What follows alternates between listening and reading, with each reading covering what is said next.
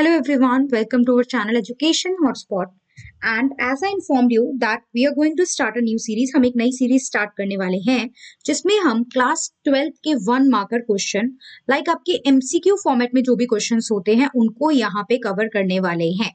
अब अगर हम बात करें, मैं ऑलरेडी आपको एक बैकग्राउंड दे चुकी हूँ, इंट्रोडक्शन में बता चुकी हूँ इस सीरीज के रिगार्डिंग, बट यहाँ पे हम थोड़ा सा देख लेते हैं चीजें कि यहाँ पे हम 12th के आपके ओवरऑल जितने भी इन टोटल चैप्टर हैं कंबाइंड वे में उसके एमसीक्यू करेंगे। यहाँ पे हम चैप्टर वाइज चीजें नहीं कर रहे हैं। रीजन सिंपल, क्योंकि अभी बोर्ड एग्जाम भी हमारे बहुत क्लियर है एंड बोर्ड एग्जाम के बाद आप लोगों को सबको सीयूईटी डोमेन का एग्जाम भी देना है, तो सीयूईटी डोमेन के पर्सपेक्टिव से भी हमारा सिलेबस कंबाइंड वे में आएगा एंड 12th में भी कंबाइंड वे में चीजें पूछी जाएंगी। तो यहाँ पे एक कॉम्प्रीहेंसिव डिटेल्ड रिवीजन होना इंपॉर्टेंट है। अलग अलग चैप्टर से अलग अलग फॉर्मेट के एमसीक्यू हम लोग सॉल्व करें। इस एमसीक्यू सीरीज में मैं काफी सारे पीवाईक्यूज भी इंक्लूड करने वाली हूँ सो दैट एग्जाम की तरह से आप लोगों की रिवीजन हो पाए और आप अपने आप को एनालाइज कर पाए कि अब तक आपकी जो तैयारी है वो कितनी है और क्या क्या चीजें अभी हमें कहाँ कहाँ और फोकस करने की जरूरत है, राइट।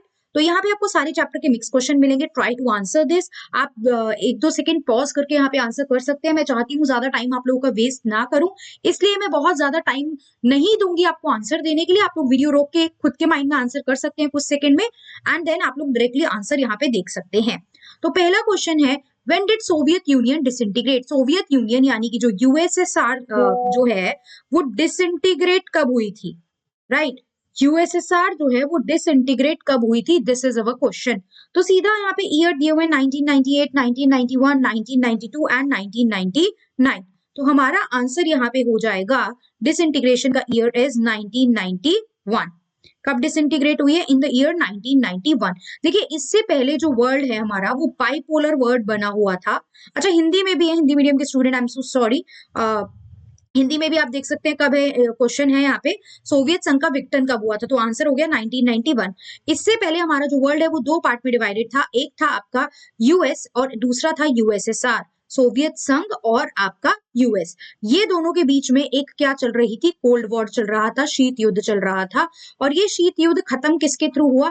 ये शीत युद्ध खत्म हुआ 1991 में, जब जो यूएसएसआर था उसका विघटन हो गया, उसका डिसइंटीग्रेशन हो गया। क्लियर? डिटेल पे नहीं जा रहे हैं, यहाँ पे हम एमसीक्यू देख रहे हैं। अभी मैं यहाँ पे रीजन एक्सप्लेन नहीं कर रही हूँ। देखिए अभी मैंने आपको बताया कोल्ड वॉर, यूएस यूएसएसआर दो ग्रुप के बीच में था। तो यहाँ पे वही क्वेश्चन है कि ये क्या था, शीत युद्ध क्या था? एक मिलिटेंट वॉर था, न्यूक्लियर वॉर था, आइडियोलॉजिकल वॉर था या वॉर ऑफ नॉलेज था? उग्रवादी युद्ध था, परमाणु युद्ध था, वैचारिक युद्ध था या फिर आपका एक नॉलेज का, एक ज्ञान का युद्ध था? तो आपको पता है ये दोनों ही कंट्री जो थी ये किसी भी एक बैटल फील्ड पे हथियारों के साथ लड़ने नहीं आई थी, राइट। एक बैटल फील्ड पे हथियारों के साथ ये लड़ने नहीं आई थी, बल्कि ये दोनों कोशिश कर रही थी कि हम इस तरीके की लड़ाई ना लड़े कि हमें हथियारों के साथ एक दूसरे के सामने आना पड़े, बिकॉज उससे हम दोनों का नुकसान होगा। तो इसीलिए ये दोनों एंगेज थी कोल्ड वॉर में। तो कोल्ड वॉर अगर देखा जाए इनमें से क्या था, एक आइडियोलॉजिकल वॉर था, एक वैचारिक मतभेद था, राइट। दोनों एक दूसरे से आगे निकलने की कोशिश कर रहे थे। बोथ द कंट्री वांट कि हम लोग क्या हो, एक दूसरे से आर्थिक रूप से, इकोनॉमी में, आपके पॉलिटिकली अपने आप को स्ट्रॉन्ग करें। इवन ये लोग न्यूक्लियर टेस्टिंग में, स्पेस तक पहुंचने में, इन सब चीजों से में भी एक दूसरे से आगे निकलने की कोशिश जो है वो कर रहे थे, right. Just wait for a second. 15 question हमारी आज की क्लास में रहने वाले हैं। आई ट्राई 15-15 करके हम लोग क्वेश्चन जो है वो करें। धीरे धीरे भी आप देखोगे, अभी आपको क्वेश्चन बहुत इजी लग रहा है, बट फर्दर अगर आप क्वेश्चन देखोगे तो आपको रियलाइज होगा कि यार बॉस इसमें से काफी क्वेश्चंस हैं जो हमें नहीं आते हैं। Just wait for a while, give me some second. अभी आप लोग आगे देखेंगे क्वेश्चन। 2 क्वेश्चन हम लोग यहाँ पे देख चुके हैं ना। क्वेश्चन नंबर 3 की हम लोग बात करते हैं। तो क्वेश्चन नंबर 3 हमारे बीच आ जाता है कि sorry, who was the founding father of non alignment movement? ये नाम था नॉन अलाइनमेंट मूवमेंट, गुट निरपेक्ष आंदोलन की यहाँ पे बात की गई है। देखिए नाम हिंदी इंग्लिश दोनों में सेम होते हैं, तो मैं यही नाम बता रही हूँ आपको। हिंदी मीडियम वाले बच्चे भी कोशिश करेंगे। नाम के फाउंडिंग फादर इनमें से कौन थे? Vladimir Putin, Sardar Patel, Jawaharlal Nehru, Gorbachev. तो मैं आपको बताऊं कि नाम के आपके 5 फाउंडिंग फादर हैं, 5 फाउंडिंग फादर हैं। अब इन 5 के नाम आप मुझे कमेंट करके बताएंगे कि वो 5 फाउंडिंग फादर कौन है और कौन सी कंट्री से बिलोंग करते हैं। बट हमें तो आउट ऑफ ये 4 ऑप्शन चूज करना है। हमारे पास 4 ऑप्शन है, इनमें से हमें एक आंसर चूज करना है। तो इन चारों में से अगर हम देखेंगे तो इंडिया से हमारे पास एक नाम आता है जवाहरलाल नेहरू। अब ये नाम था क्या, मैंने अभी बताया दो कंट्री जो है वो कोल्ड वॉर में एंगेज थी, यूएस और यूएसएसआर। तो जब अगर पूछा जाए कि यूएस और यूएसएसआर के बीच कोल्ड वॉर चल रहा था, कुछ कंट्री ने यूएस को ज्वाइन कर लिया था नाटो सेंटो सीटो साइन करके, राइट, और कुछ कंट्री ने वार्सो पैक्ट साइन करा था, वार्सो संधि साइन करी थी, जिसके में जो यूएसएसआर के साथ जुड़ गई थी। लेकिन वहीं कुछ कंट्री ऐसी भी थी जो दोनों में से किसी के साथ जुड़ना नहीं चाहती थी, जो दोनों अलग होके चल रही थी, जिन्होंने साइन करा।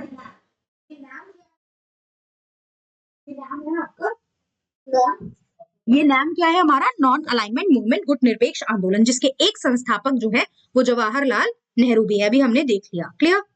अगला देखते हैं, अगला क्वेश्चन। अगले क्वेश्चन में आपसे पूछ रहा है in which year first general election was held in India.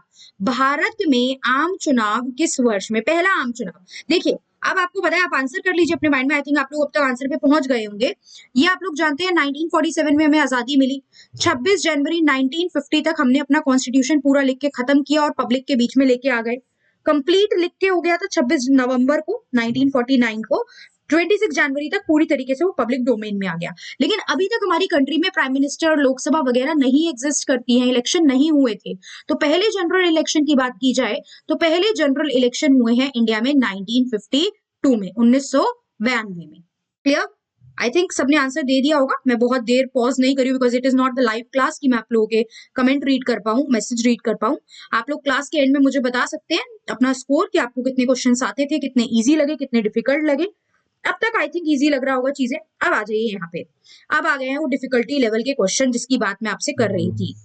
क्या कह रहे हैं क्वेश्चन, ध्यान से देखेंगे।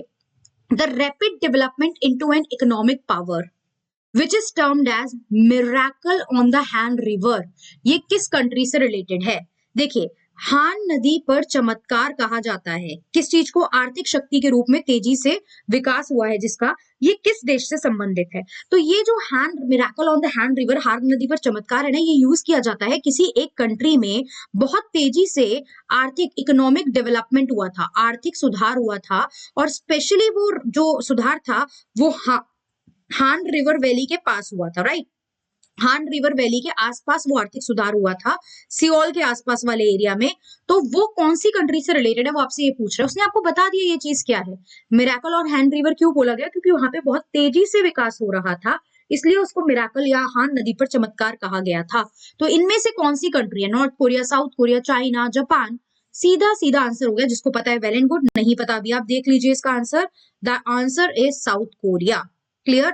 दक्षिण कोरिया जो है वो इसका आंसर हो जाएगा क्वेश्चन नंबर 5 का। चलिए अगले क्वेश्चन पे मूव करते हैं, क्वेश्चन नंबर 6। यहाँ पे नेक्स्ट क्वेश्चन हम देखते हैं क्या है।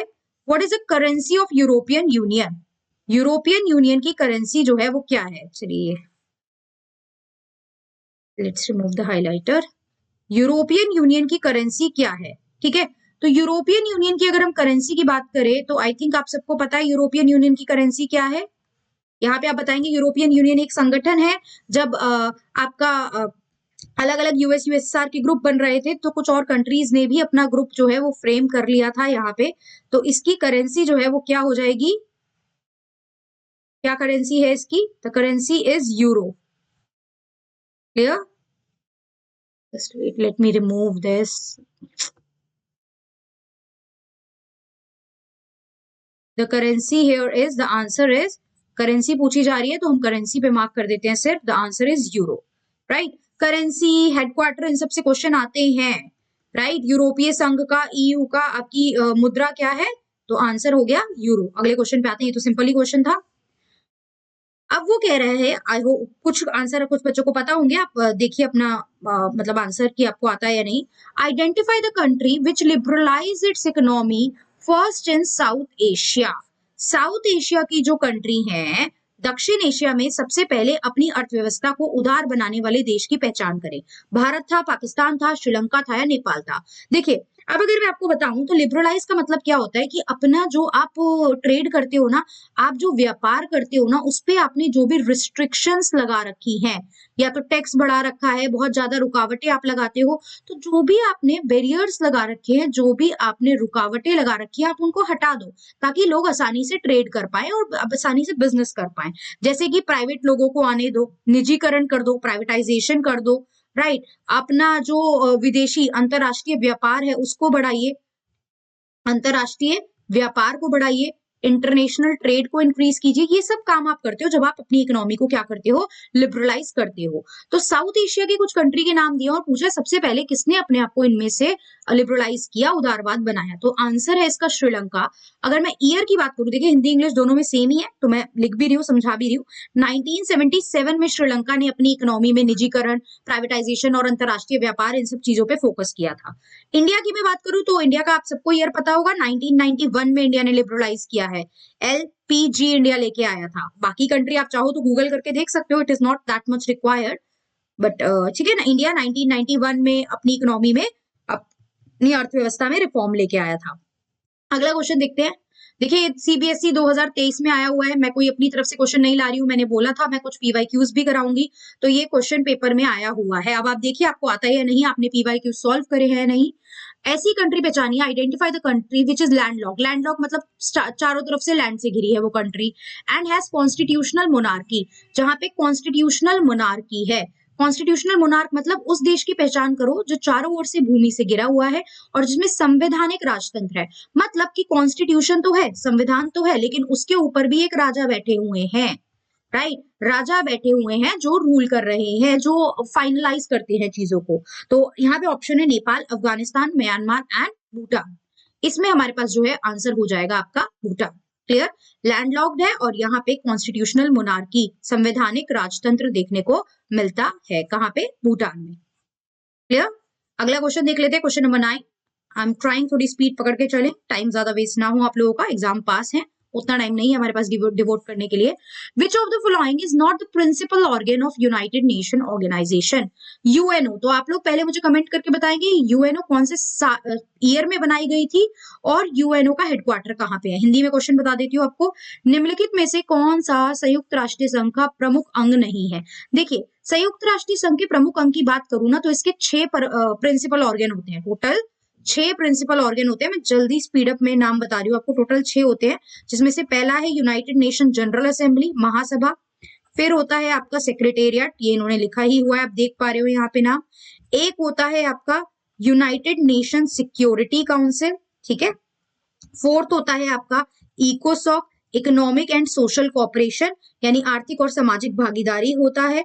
फिर आपका यहाँ पे जाता है ट्रस्टीशिप, राइट, ट्रस्टीशिप। और छठा जाता है international court of justice, ICJ, international court of justice. ये 6 होते हैं। तो अगर यहाँ पे देखो तो जनरल असेंबली बिल्कुल होता है, सेक्रेटेरिएट बिल्कुल होता है, आईसीजे बिल्कुल होता है, लेकिन ये वर्ल्ड बैंक, यूएनओ का कोई डायरेक्ट जो है वो आपका ऑर्गेनाइजेशन प्रिंसिपल ऑर्गन नहीं है।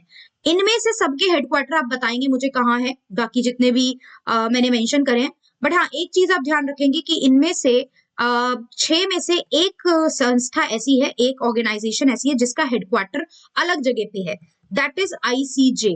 आईसीजे का हेडक्वार्टर, बाकी सारा मैं आपको नहीं बता रही हूँ क्योंकि वो आप लोग मुझे कमेंट करके बताएंगे।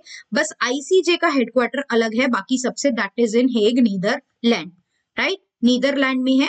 तो यहाँ पे क्या नहीं है इसमें से विश्व बैंक जो है ये इसका प्रमुख जो संघ का प्रमुख हिस्सा नहीं है।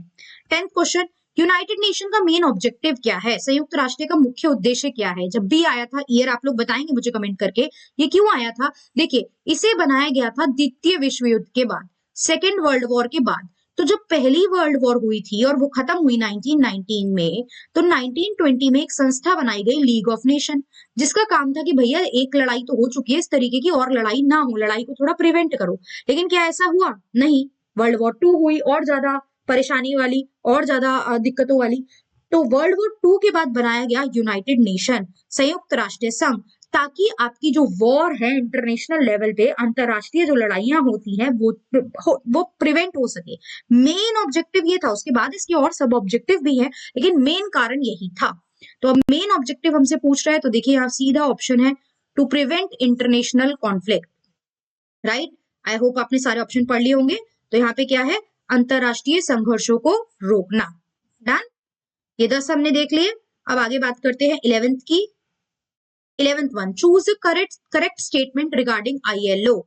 अंतरराष्ट्रीय श्रम संगठन यानी जो ILO है, इसके बारे में सही कथन चुनिए। तो मैं कुछ चीजें आपको बता देती हूँ, देखिए, राइट, मैं कुछ चीजें आपको बता देती हूँ कि ILO की अगर बात की जाए, ILO को बनाया गया था, लेबर ऑर्गेनाइजेशन है ना, श्रम संगठन है ना, तो श्रम, जो श्रमिक होते हैं उनके वेलफेयर के लिए बनाया जाएगा कि भैया जो लेबर है उनका वेलफेयर हो। इसको बनाया गया था ईयर 1919 में, 1919 में। इसका हेडक्वार्टर है जेनेवा स्विट्जरलैंड में, राइट, इसका हेडक्वार्टर है जेनेवा स्विट्जरलैंड में। तो यहाँ पहले ऑप्शन देख लेते हैं। ILO पूछ रहा है करेक्ट कौन सी है, सही कौन सी है, ये ध्यान रखना है, करेक्ट पूछ रहा है या इनकरेक्ट पूछ रहा है। तो ILO क्या 1945 में बनाया गया था? बिल्कुल नहीं। इसका हेडक्वार्टर क्या जेनेवा में है? जी बिल्कुल। क्या ये कानून बनाता है इंडस्ट्रियलिस्ट के वेलफेयर के लिए? क्या ये इंडस्ट्रियलिस्ट के वेलफेयर के लिए बनाता है? बिल्कुल नहीं, ये तो श्रमिकों की ऑर्गेनाइजेशन है, नाम में लिखा है, तो श्रमिकों के वेलफेयर के लिए काम करता है। इसने लिखा है it never receive Nobel prize, गलत, बिल्कुल गलत बात। इसको 1969 में नोबेल प्राइज मिला है। 1969 में इसकी 50th एनिवर्सरी थी। 1919 में बनाया गया तो इसकी 50वीं एनिवर्सरी थी, तब इसे नोबेल प्राइज इन पीस मिला था। नोबेल प्राइज अलग अलग फील्ड में मिलता है। GSGK में आप लोग अपना पढ़ते हैं ये चीज, नोबेल प्राइज। GSGK की भी मैं एक सीरीज स्टार्ट करने वाली हूँ जहां पे मैं ये सब आपको टॉपिक पढ़ाऊंगी। तो नोबेल प्राइज पीस में इसे मिला था, राइट। तो 1969 में इसकी 50th एनिवर्सरी पे मिला था।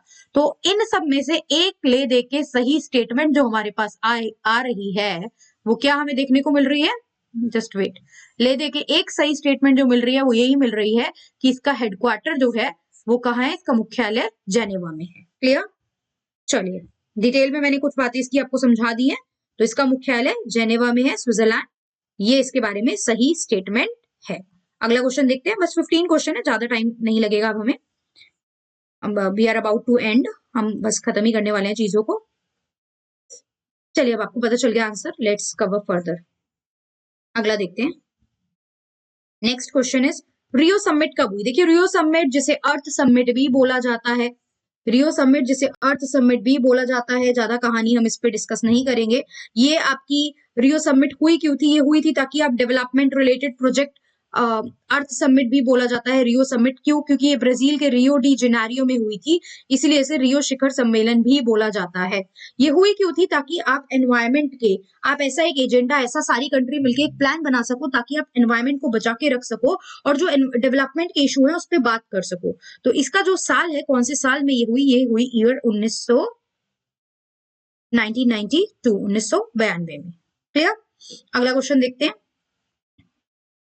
Which of the following is known as twin sister of Bretton Woods Conference? देखिए, ब्रेटन वुड में कॉन्फ्रेंस हुई थी, राइट। ब्रेटन वुड कॉन्फ्रेंस की जो जुड़वा बहन के रूप में किस दो संस्थाओं को जाना जाता है? तो वहां पे दो ऑर्गेनाइजेशन बनाई गई थी।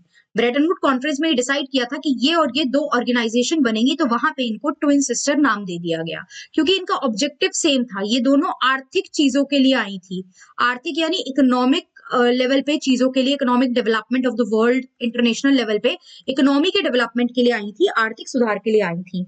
तो यहाँ पे देखिए, आर्थिक मैं बोल रही हूँ तो ऑब्वियस बात है हेल्थ ऑर्गेनाइजेशन तो होगा नहीं।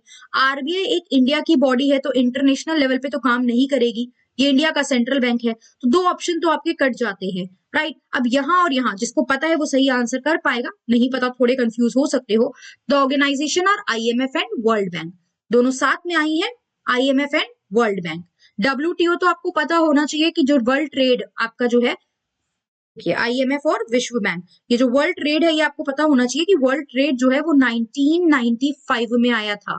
इससे पहले गैट फॉलो करते थे हम लोग, general agreement on trade and tariff, and 1995 में हमने एक अंतरराष्ट्रीय संस्था ही बना दी विश्व व्यापार संगठन के नाम से। चलिए, अभी और डिटेल में नहीं जाते, यहीं तक देखते हैं। 14th question, the world council for indigenous people was formed in the year. एक फैक्चुअल क्वेश्चन है, हिंदी में भी क्वेश्चन देख लो पहले। विश्व स्वदेशी लोगों के लिए परिषद का जो गठन है वो कब किया गया? देखिए, ये जो है ना, ये एक NGO है। सबसे पहले तो ये जानिए, ये जो संस्था है ना, ये जो संस्था आप यहाँ 14 क्वेश्चन में देख रहे हैं, ये एक इंटरनेशनल लेवल का एनजीओ है, अंतरराष्ट्रीय जो है गैर सरकारी संस्था है। आप लोग समझ पा रहे होंगे, गैर एनजीओ क्या होते हैं? गैर सरकारी संस्था जो वेलफेयर के लिए काम करते हैं। तो ये जो ऑर्गेनाइजेशन है, ये भी इंडिजीनियस लोगों के, स्वदेशी लोगों के वेलफेयर के लिए काम करती है। तो इसका ईयर पूछा गया है, सीधा सीधा आंसर यहाँ पे हम देख लेते हैं। The year is 1975। डन। कहीं ना कहीं आपकी बुक में इन चीजों का जिक्र किया है, इनका नाम है, इनके बारे में लिखा हुआ है, तभी ये क्वेश्चन मैं यहाँ इंक्लूड कर रही हूँ। और आप देख रहे हैं कि सारे क्वेश्चन इजी टू डू नहीं है, काफी चीजें आपको नई भी यहाँ पे जानने को मिल रही होंगी।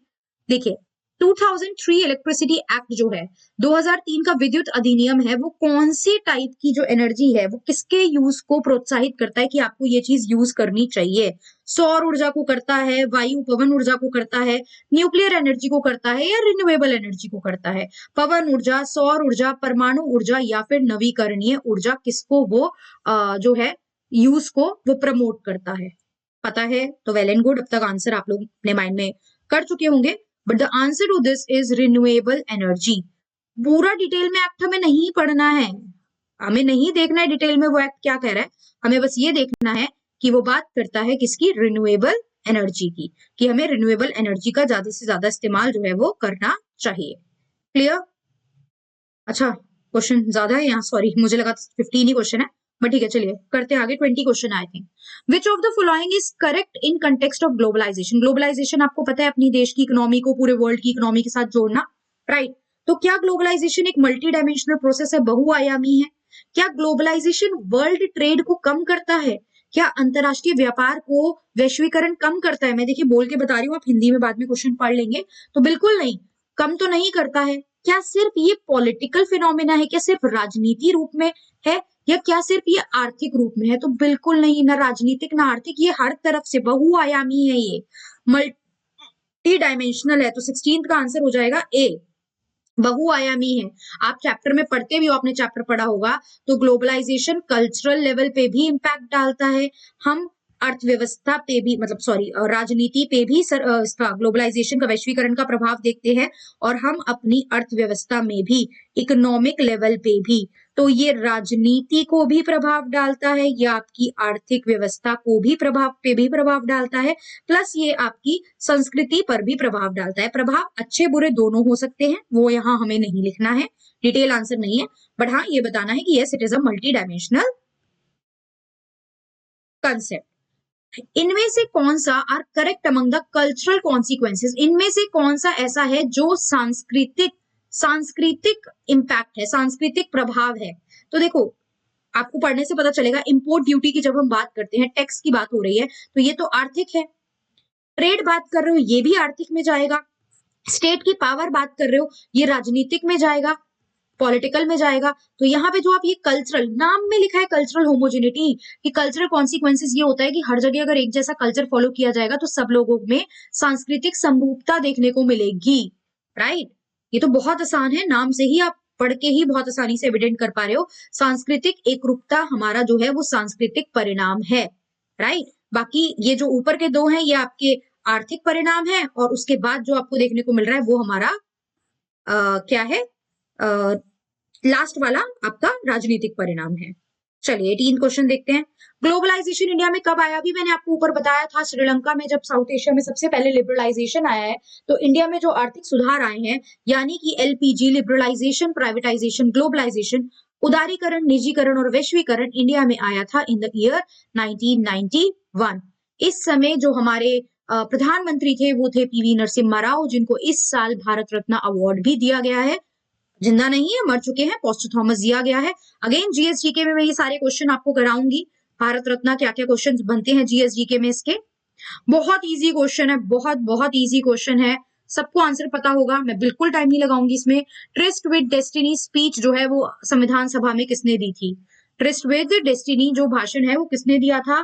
क्लियर कट आंसर है हमारे पास, नेहरू जी। आजादी के टाइम पे ये भाषण दिया था नेहरू जी, जो संविधान सभा के अध्यक्ष और आगे चल के हमारी कंट्री के प्रथम प्रधानमंत्री भी बने थे, राइट? आप लोग मुझे कमेंट करके बताएंगे कि first home minister of our country कौन थे। चलिए आज का last question, Which of the following was the reason for the partition of British India in 1947?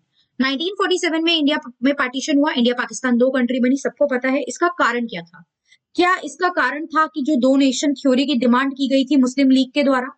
क्या इसका कारण ये था कि राजनीतिक कोई आइडियोलॉजी थी कांग्रेस पार्टी की? मुस्लिम लीग इंडिया से मिल गई थी, इस कारण पार्टीशन हुआ था? ये तो हुआ ही नहीं था ना, ये तो बिल्कुल एविडेंट है। क्या गवर्नमेंट ऑफ इंडिया एक्ट 1935 में कहीं पार्टीशन की बात थी? हिंदी में भी देख लो। 1947 में ब्रिटिश भारत के विभाजन का क्या कारण था? 2 राष्ट्रीय सिद्धांत जो कि मुस्लिम लीग ने दिया था, कांग्रेस पार्टी के राजनीतिक उद्देश्य, मुस्लिम लीग का भारत में एकीकरण, भारत सरकार अधिनियम। देखिए, मुस्लिम लीग तो भारत में मिली नहीं है।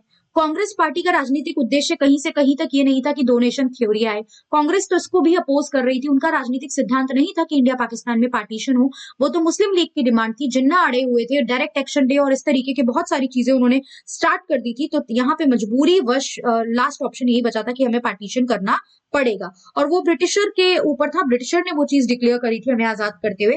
भारत सरकार अधिनियम जो आया था 1935 में, तब हम आजाद नहीं थे, और वो भी कहीं से कहीं तक ये बात नहीं कर रहा था कि हम इंडिया को के टुकड़े करके 2 देश यहाँ पे बनाएंगे। तो इसका क्लियर कट आंसर हो गया 2 नेशन थ्योरी। क्लियर? सो यहाँ पे ये हम क्लास एंड कर रहे हैं। यहाँ पे 20 क्वेश्चन हमारे कंप्लीट हो गए हैं। अगली वीडियो में हम ट्राई करेंगे इसी तरीके से 15 से 20 क्वेश्चन हम लेके आए।